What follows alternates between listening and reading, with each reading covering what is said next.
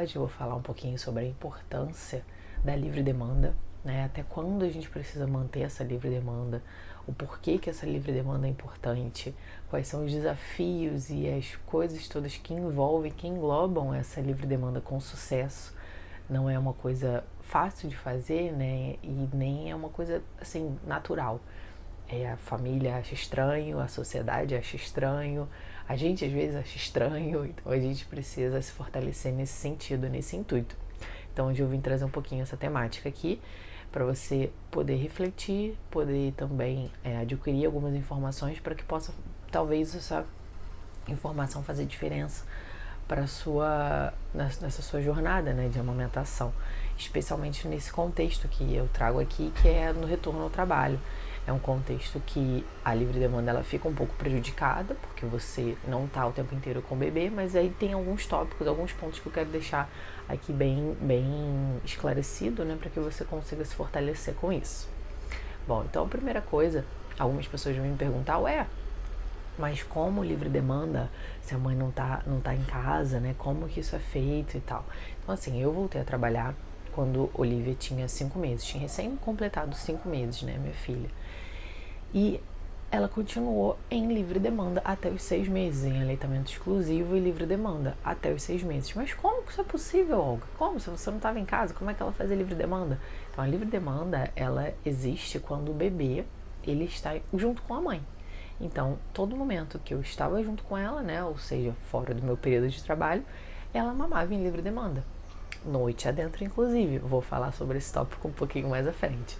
Mas, só para deixar claro isso, né, algumas pessoas pensam, mas como você fazia livre demanda se você trabalhava, né? Livre demanda é isso, é você estar disponível para o bebê e não só fisicamente, mas emocionalmente também, né, porque a gente sabe que o processo de amamentação ele engloba uma série de coisas e não adianta você colocar o bebê, está livre demanda, bota o bebê, quer que tire logo o bebê, quer que esse bebê saia dali. Então, também tem pontos importantes para que você consiga levar essa sua livre demanda envolvendo a sua rede. Vou também falar desse ponto um pouquinho mais à frente, nesse vídeo aqui hoje. Bom, então, só para deixar essa parte clara, né? Então a livre demanda ela pode acontecer sim, desde que você ofereça o peito para o seu filho nesse período que vocês estão juntos. Mas como é que acontece quando você não está junto com o bebê? Como é que é essa oferta? Aí, essa oferta precisa ter uns horários aproximados, né? Eu sempre friso que não precisa ser um horário rígido. A criança e o bebê, né, eles têm, às vezes, variações de rotina, né? Quando envolve um nascimento de um dente, quando envolve saltos de crescimento, picos de desenvolvimento.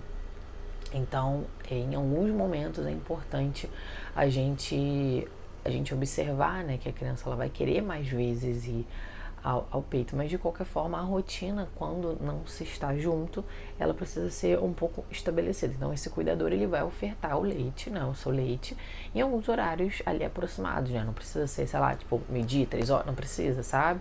Mas é bom que tenha uma rotina ali estabelecida, mas variando para mais ou para menos, sem problema nenhum, e o cuidador observando sinais de fome nesse bebê, que ele tenha a liberdade de oferecer esse leite mais vezes. Por isso que eu sempre falo que é importante você ter um estoque de leite otimizado e suficiente para que você consiga dar essa tranquilidade para o cuidador. O cuidador não fique preocupado, não, mas eu só posso usar X potinhos hoje porque só tem tantos no congelador. Então por isso que é importante você ter sim um estoque de leite suficiente. Então esse é o primeiro ponto. E como é que eu fiz aqui, né? Como eu vou contar um pouquinho de como é que foi aqui, né? Essa jornada inicial, e vou tocar em alguns pontos durante a minha história. Então, assim, quando eu resolvi continuar a amamentação, né, era uma coisa que eu não tinha ainda parado para ver a dimensão que seria, né, correr atrás de bomba, correr atrás de pote e entender como é que funciona para poder ordenhar, né, extrair o leite e congelar o leite. Eu não tinha dimensão do que era tudo isso, né, do que era todo esse trabalho para continuar e seguir uma amamentação exclusiva pelo menos até os 6 meses, foi o que a gente fez aqui. Não é uma coisa fácil, eu sempre gosto de repetir isso, gente, não é fácil, mas é super possível que você consiga continuar amamentando. Deixa eu só botar aqui o outro, botar o outro no silencioso. É super possível que você consiga fazer, porque é só você se organizar, sabe? Não é um bicho de 7 cabeças você conseguir fazer isso.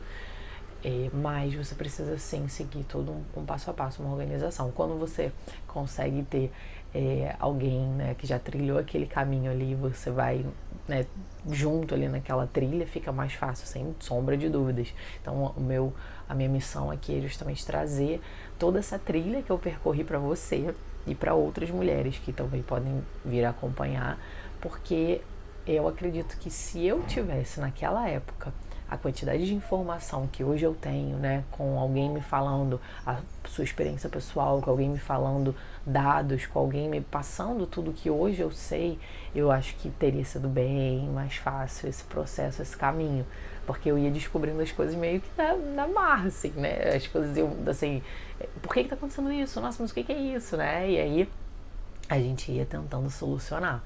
Mas hoje eu consigo olhar para trás e falar, por isso que aconteceu tal coisa, aquilo era assim, assim, assado, né? Então hoje, quando a gente passa por uma experiência, né, a gente consegue, é igual quando uma pessoa viaja a primeira vez, né, para algum lugar, assim, você vai conhecer uma cidade uma primeira vez. Então você não sabe muito bem o que tem naquela cidade, você fica meio perdido, você não sabe qual é o restaurante legal, você não sabe qual é o bairro legal para visitar, você não sabe qual é o horário das atrações, você pode até lá pesquisar no Google, né, como a gente faz na nossa maternidade, a gente pesquisa no Google, mas quando você volta naquele lugar, você já sabe melhor quais são os atrativos, os horários, onde andar, onde não andar, e qual é o melhor hotel, né? Então é a mesma coisa na maternidade. Então por isso que é importante a gente fortalecer essa rede materna, né? E sempre dar a mão para aquela mãe que está ali do lado, que está, né, naquele mesmo local onde você estava alguns meses ou anos atrás. Bom, então como é que foi aqui em casa? Até um terceiro mês, assim, mais ou menos, da Olivia, foi tudo muito tranquilo, assim, diferente do que eu ouvia, né? Eu ouvia muitas pessoas falando que era o caos, era caótico e tal, mas eu acredito muito que isso aconteceu por conta da minha situação, né? Meu marido estava em casa, o pai da Olivia estava em casa comigo, então eu não tive aquela coisa do marido ficar 5 dias de licença paternidade e voltar a trabalhar, né? Então ele estava comigo aqui, então foi bem tranquilo, né? Bem tranquilo, mas assim, né? Mediante o que eu ouvia, foi bem mais tranquilo do que eu estava esperando. E aí, quando eu notei que eu precisava voltar, né, isso é um ponto até para eu contar como é que foi aqui, como é que eu descobri que eu ia ter que voltar a trabalhar. Então eu estava lá, próximo aos 4 meses do fim da minha licença maternidade.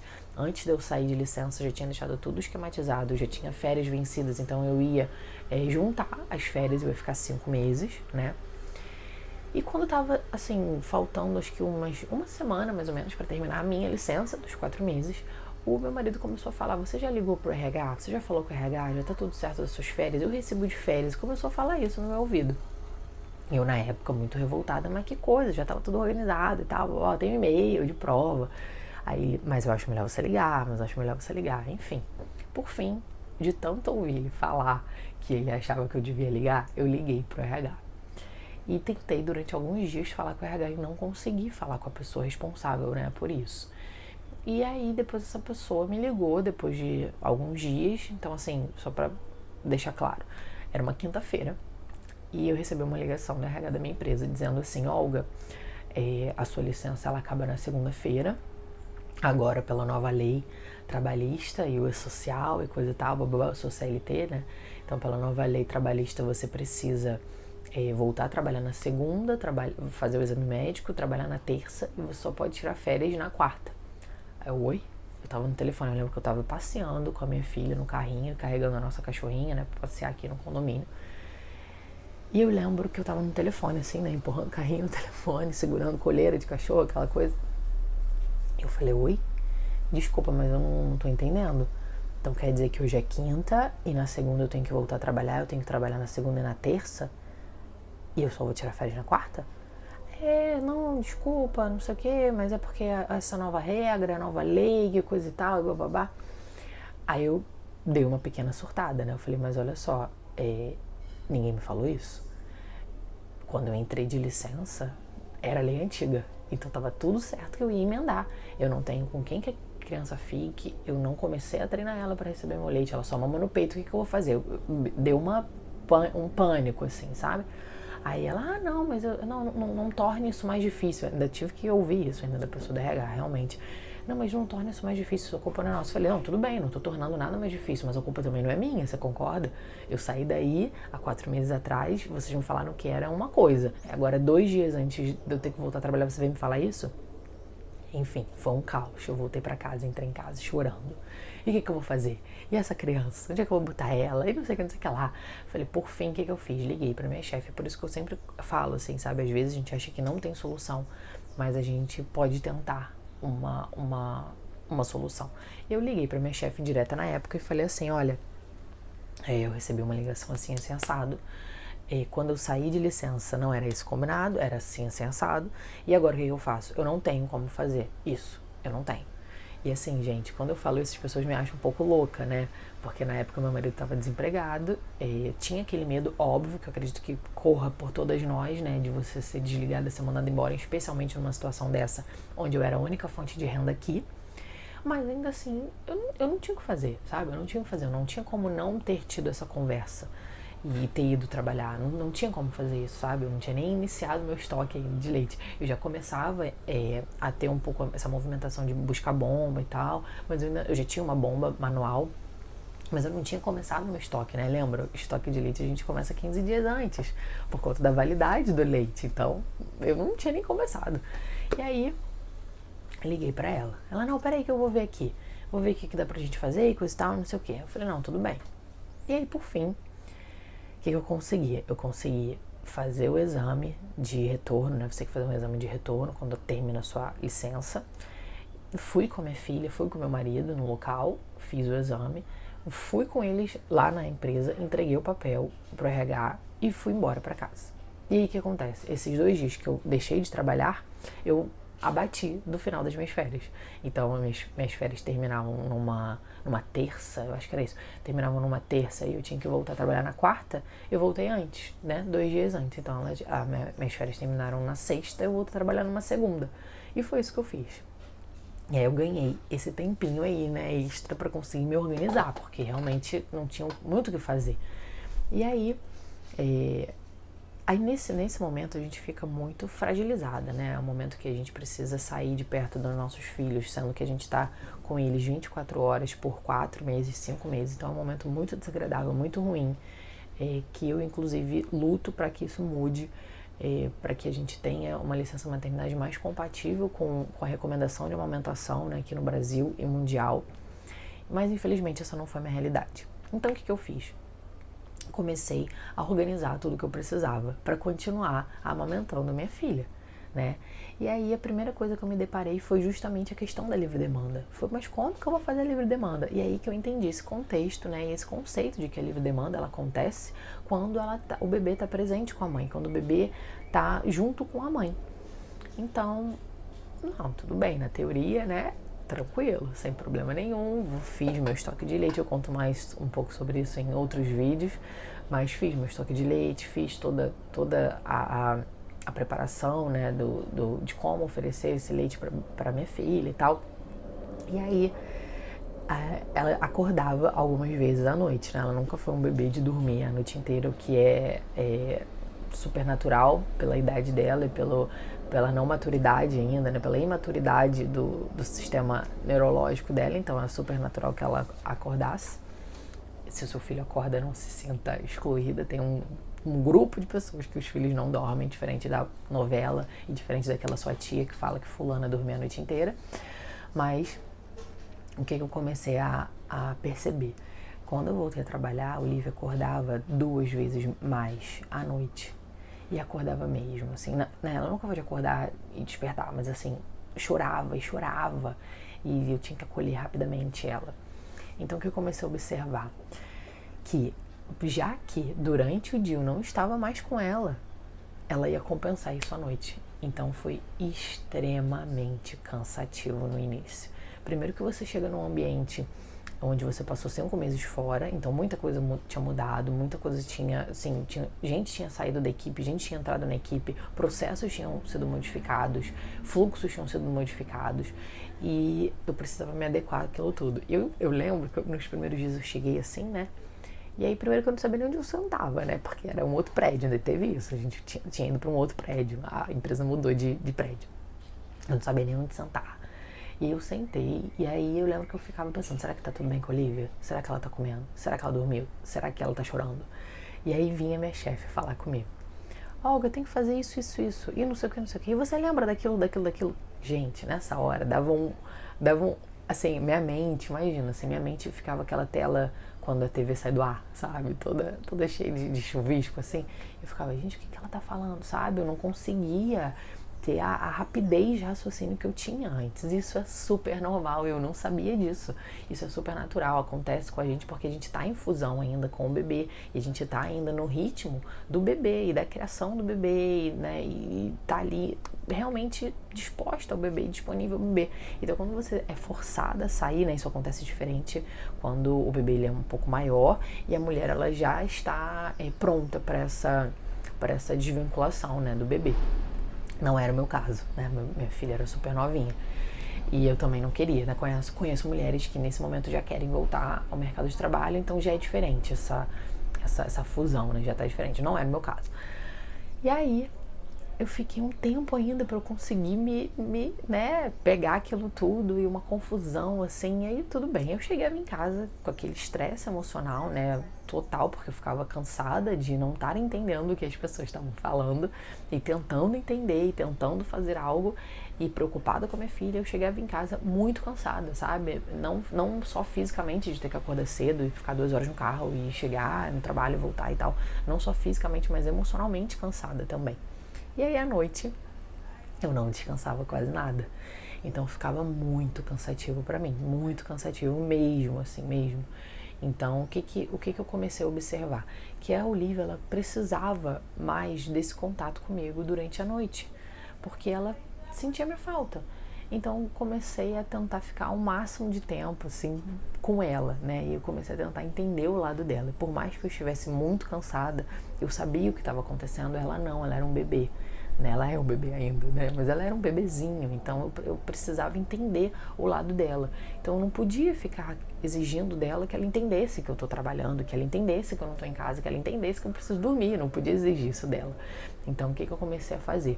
A estruturar toda a minha rotina para quando eu chegasse em casa eu fosse dela.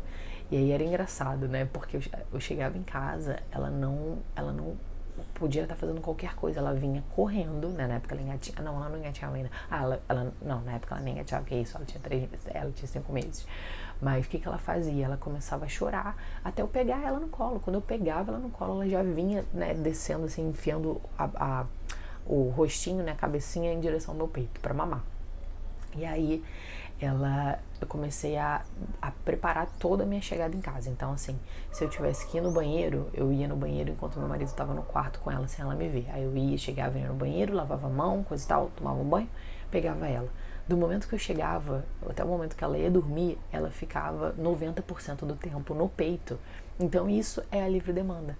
É a criança ter a necessidade, não só nutricional, mas emocional de estar ali conectada àquela mãe que passou um dia inteiro fora e essa mãe estar disposta e disponível. Então eu chegava em casa, eu não conseguia fazer comida, eu não conseguia ler um livro, eu não conseguia arrumar o armário, eu não conseguia fazer absolutamente nada. Eu chegava em casa, sentava com ela no tapetinho dela, ou no sofá, ou na cadeirinha do quarto dela e ficava com ela no peito. Então essa foi a minha história de livre demanda após o retorno ao trabalho. Então é possível sim, né? Mas realmente é cansativo. E o que a gente precisou fazer aqui em casa? Ajustar as outras demandas, né? Ajustar quem é que ia botar roupa para lavar, quem é que ia estender a roupa, como é que ia ser feita a comida, quem que ia, né? Porque eu não tinha como fazer isso, porque eu chegava em casa e eu ficava com ela o tempo inteiro.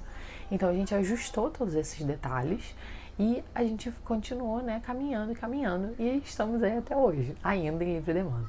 E aí agora para trazer um outro tópico, né, que é a questão da produção. Então já falei do primeiro tópico, né, a importância dessa livre demanda, mas agora eu vou relacionar essa livre demanda à produção de leite. tá? Porque as pessoas pensam que a livre demanda você fica escrava da criança e é muito cansativo e tal.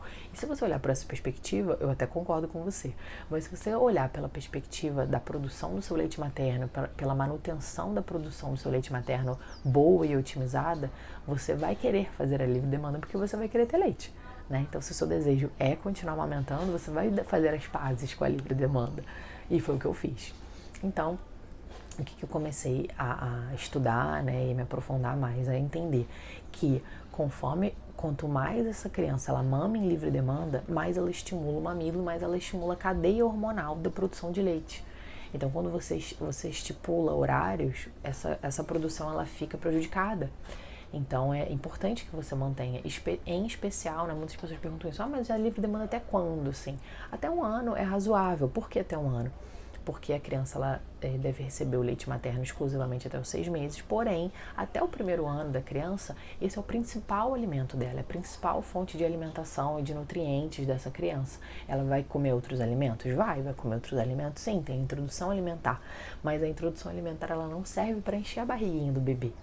Ela serve apenas para apresentar aquelas texturas novas, aqueles sabores novos, aquelas cores, aqueles cheiros. Então você está apresentando um mundo novo com muitas opções de alimento para aquela criança. Mas ela não necessariamente vai conseguir encher a barriguinha dela daquilo, porque ela ainda está entendendo. Então ela muitas vezes coloca na boca e cospe, ou nem coloca na boca, né? Então acontece muito isso. Então é importante que a gente tenha em mente isso, né? A livre demanda ela é importante até 1 ano, pelo menos, né? Até quando você conseguir fazer, mas até 1 ano ela é importante. E aí a gente tem ali, né, ao redor de 1 ano, quando a criança ela começa a se alimentar mais dos alimentos, né? E o leite ele fica como um complemento ali, né, da nutrição daquela criança. Mas se você conseguir continuar fazendo a livre demanda, não tem problema nenhum. Não precisa chegar a 12 meses e falar, opa, não, agora ela come, agora não vou mais dar o peito. Não precisa fazer isso. Se você escolher fazer isso, tudo bem também, não tem problema. Mas tenha em mente que vão ter dias que o seu bebê só vai querer o peito. Tem dias que ele tá enjoadinho, tem dias que ele tá com sono, tem dias que ele tá doente, tem dias que ele não quer comer nada. Então o peito ele ajuda nesse processo para continuar nutrindo essa criança, né, de uma forma positiva. Bom, então, uma outra coisa importante quando a gente fala em livre demanda é a amamentação noturna. Muitas mulheres, né, muitas mães, assim como eu, adoram dormir. E o que mais é sofrido na amamentação é justamente o período noturno. Porque a gente fica sem dormir, a gente acorda cansada e o dia vai né, decorrendo, a gente exausta, e a gente cogita o desmame noturno. E eu fui estudar sobre isso, fui entender, né, como é que isso aconteceria na fisiologia do leite, o que aconteceria não só emocionalmente para essa criança, né, não vou entrar nessa parte emocional porque não é minha especialidade aqui, mas tem fatores nocivos para essa criança emocionalmente, quando você faz um desmame noturno, mas aqui eu vou me ater à questão realmente da produção de leite, tá? Então, assim, durante a madrugada, né, durante o período noturno, ocorre o pico no nosso corpo, ocorre um pico, né? O que é isso? O nosso corpo, ele libera um hormônio, né, chamado prolactina, na sua totalidade. Então, vamos supor, durante o dia, a prolactina, ela vinha sendo liberada aqui, nessa quantidade aqui, né? Imagina aqui um nível aqui, uma piscina. Ela vem sendo liberada aqui, aí durante o dia. Aí chega à noite, ela sobe, ela vai subindo e chega ao seu pico. E depois ela vai descendo e vai continuando aqui, enchendo a piscina, né, no dia seguinte. Então, assim, durante o dia você tem, sim, liberação da prolactina, junto com outros fatores, né, para produzir essa sequência, né, de hormônios e continuar produzindo leite, mas durante a madrugada tem o pico, né? Ou seja, a maior concentração, a maior liberação desse hormônio que é o responsável pela produção do leite ocorre na madrugada.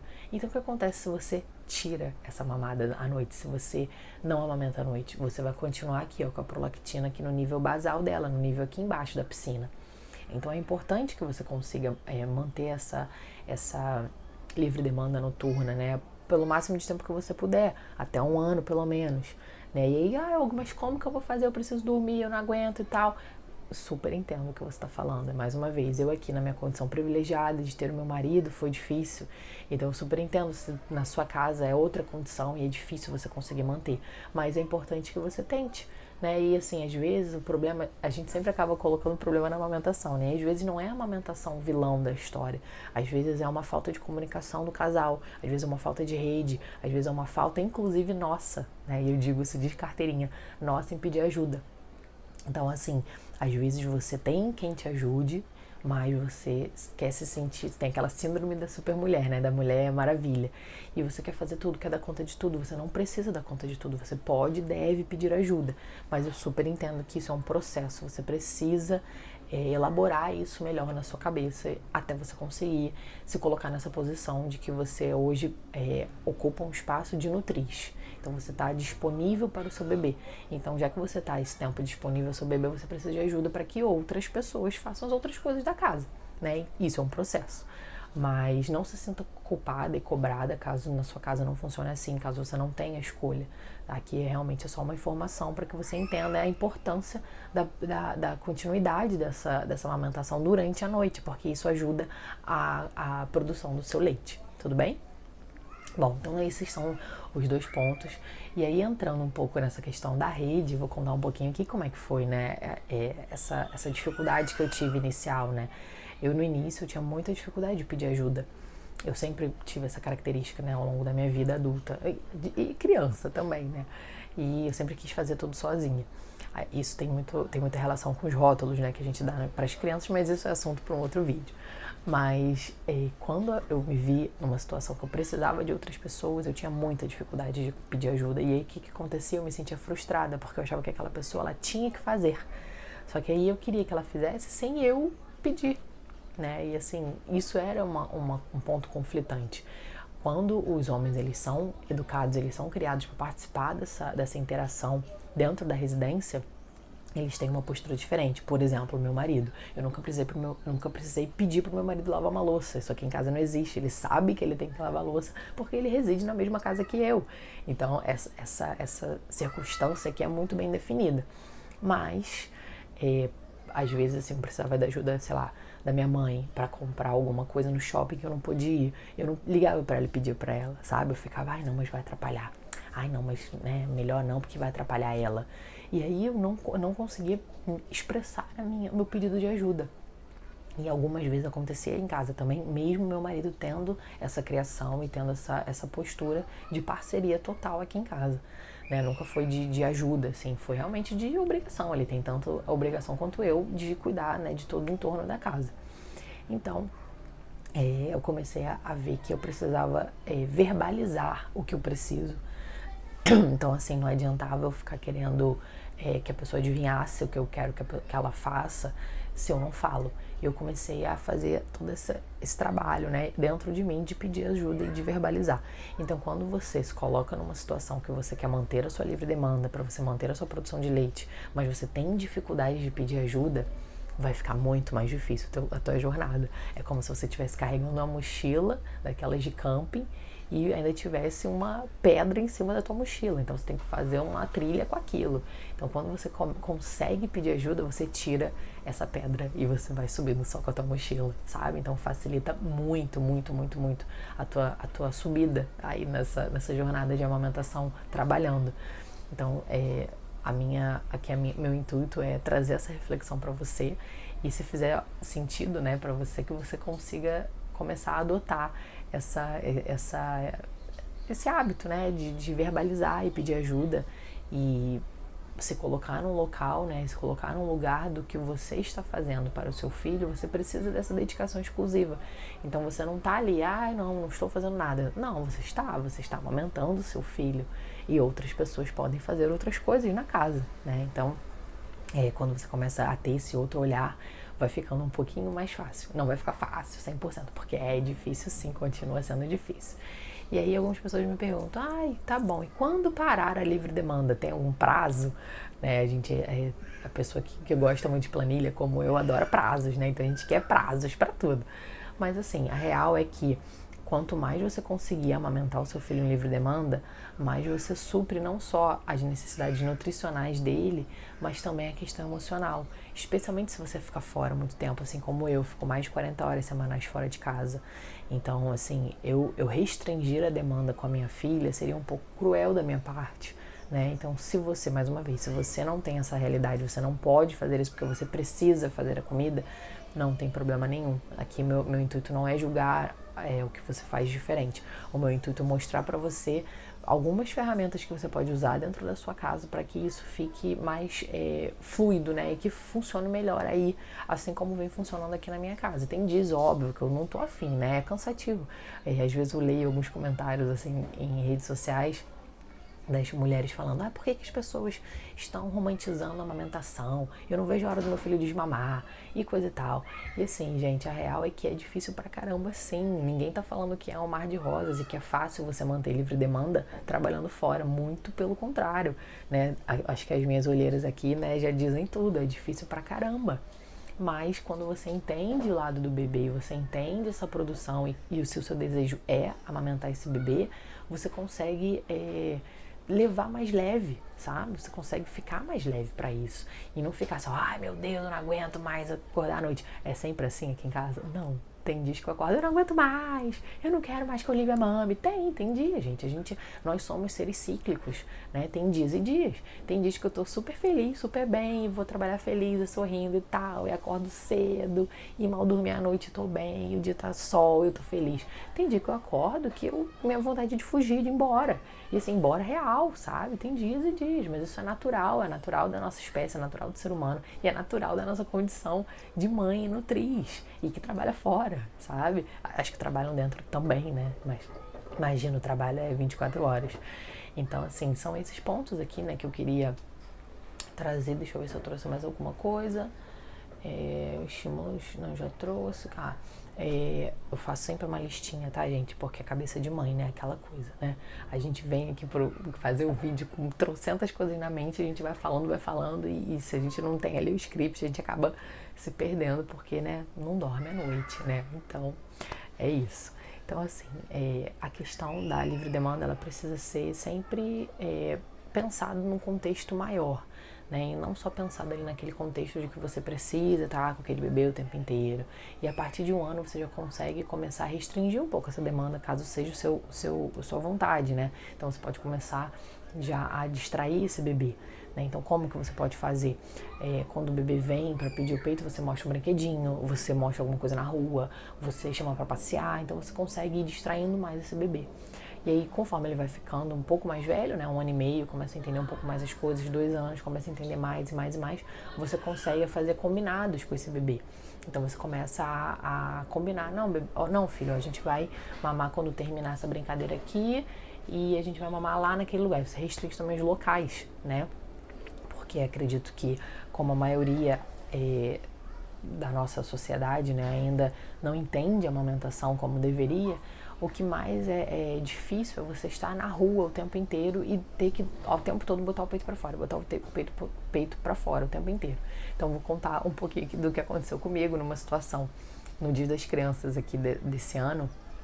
A empresa que eu trabalho fez uma festa de Dia das Crianças e as crianças foram convidadas a conhecer as instalações da empresa e coisa e tal.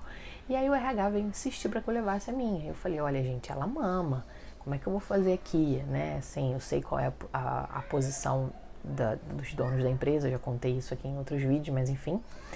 E eu falei, olha, ela mama, né? Eu tô no meu ambiente de trabalho, coisa e tal, se eu estiver com ela, ela vai querer mamar, como é que eu vou fazer?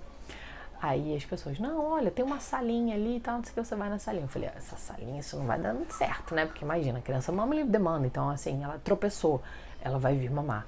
Ela ficou assustada porque tem muita gente, ela vai vir mamar. Ela ficou com medo do palhaço lá que tava falando, ela vai vir mamar. Veio uma pessoa que ela não conhece mexer com ela, ela ficou tímida, não gostou, ela vai vir mamar. Então ela vem mamar em diversos momentos, você imagina, toda hora eu tenho que levantar e levar ela na salinha.